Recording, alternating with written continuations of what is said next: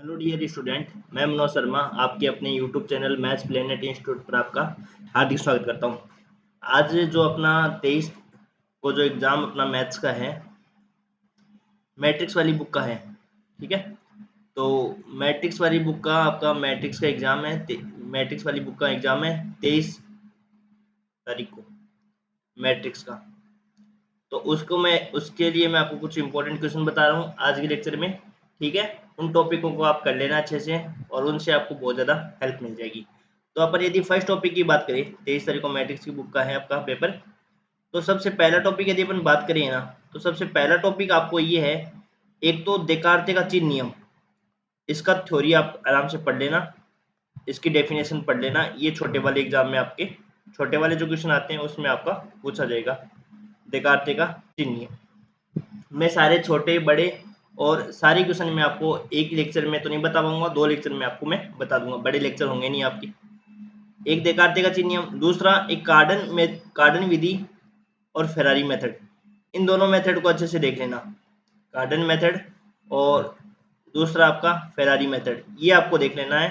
ये आपके बड़े क्वेश्चन जो आते हैं 5 क्वेश्चन, जिसमें से आपको 3 करने होते हैं, उनमें आपको पूछा जाएगा 101%। अब मैं आपको क्वेश्चन तो बता नहीं सकता अभी कौन सा क्वेश्चन पूछा जाएगा, लेकिन आप इन मेथड को अच्छे से तैयार करना है। तीसरा अपन यदि बात करें तीसरे टॉपिक की अपन, तो तीसरा टॉपिक अपना रहने वाला है LI, LC और LD। ये ऐसा टॉपिक है कि छोटे क्वेश्चनों में तो इनकी डेफिनेशन पूछी जाएगी। छोटे क्वेश्चन में तो क्या पूछी जाएगी, आपको डेफिनेशन पूछी जाएगी। और बीच वाले जो क्वेश्चन आते हैं ना, उनमें आपको इनके क्या पूछे जाएंगे, क्वेश्चन पूछे जाएंगे। तो इस टॉपिक को आपको अच्छे से तैयार करना है। जिसने अभी तक कुछ भी नहीं किया है ना, वो मैं जो आपको टॉपिक बता रहा हूँ ना, उन टॉपिकों को पढ़ लेना। वहां से आपका क्वेश्चन कवर हो जाएगा और आपके नंबर आराम से आ जाएंगे। फिर फोर्थ यदि मैं बात करूँ, तो रेखिक जो समीकरण है, समघात रेखिक समीकरण, समघात रेखिक समीकरण को कैसे हल करते हैं, और असमघात रेखिक असमघात रेखिक असमघात रेखिक समीकरण।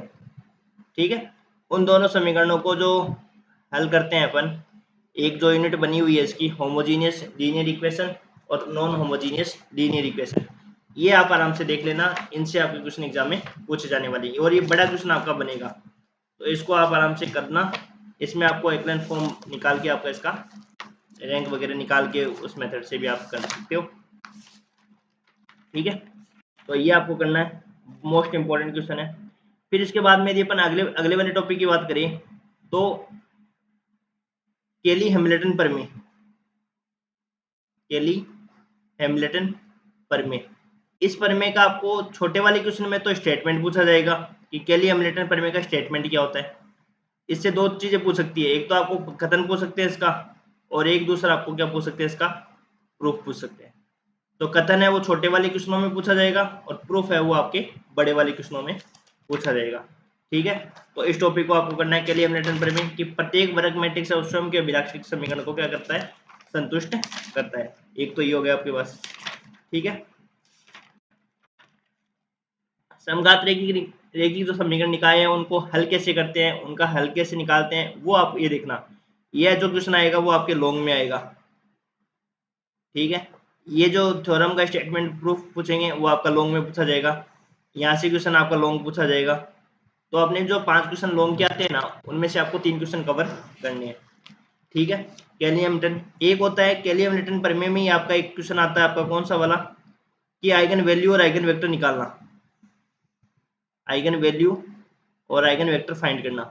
ये क्वेश्चन आप ध्यान से देख लेना, 1-2 क्वेश्चन की प्रैक्टिस कर लेना।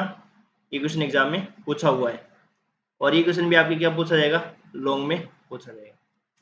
ठीक है, तो इसको तैयार करना है। केली हैमिल्टन प्रमेय हो ही गई अपने पास। जिसने कुछ भी नहीं किया है ना, वो ये कर सकता है।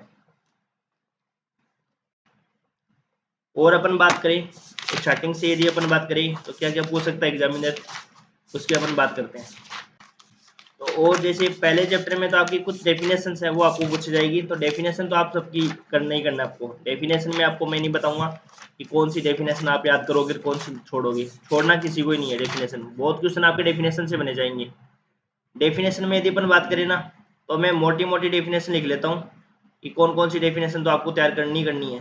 तो डेफिनेशन में सबसे पहली डेफिनेशन तो आती है सममित मैट्रिक्स और विषम सममित,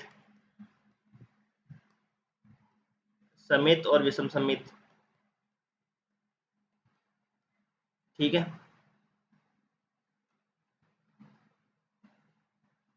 ये आपको तैयार करनी ही है। दूसरा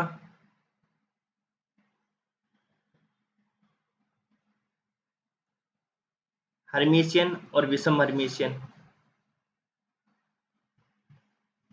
हर्मिशियन और विषम हर्मिशियन,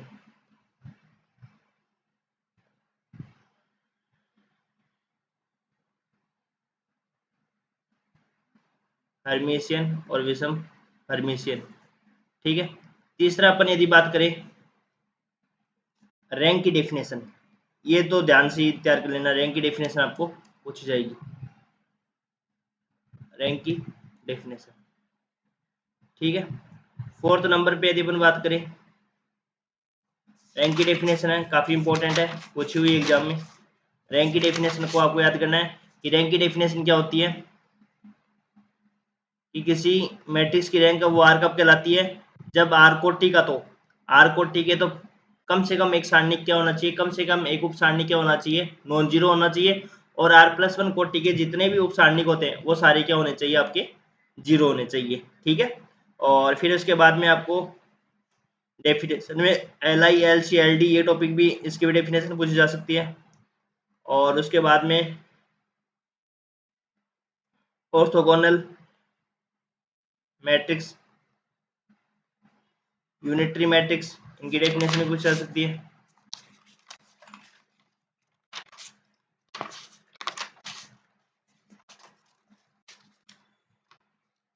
सिंगुलर और नॉन सिंगुलर मैट्रिक्स, ये डेफिनेशन पूछी जाएगी, सिंगुलर और नॉन सिंगुलर मैट्रिक्स की डेफिनेशन,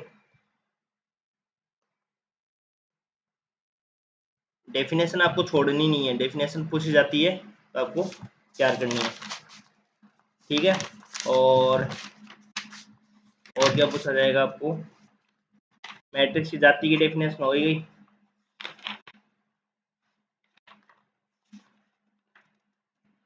एक आध संक्षेप मैंने आपको बता दिया, linear combination, linear independent, linear dependent, ये भी आपका इंपॉर्टेंट पार्ट है। और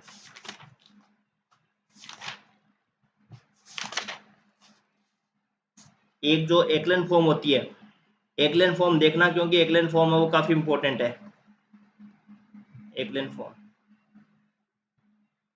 और एक क्वेश्चन और बताता हूं मैं कि अभिलंब रूप में सम्मानित करके जाति निकालना, ये क्वेश्चन बहुत इंपॉर्टेंट है, ये तो काफी इंपॉर्टेंट है, ये तो आपको तैयार करना ही करना है। अभिलंब रूप में, अभिलंब रूप में सम्मानित करके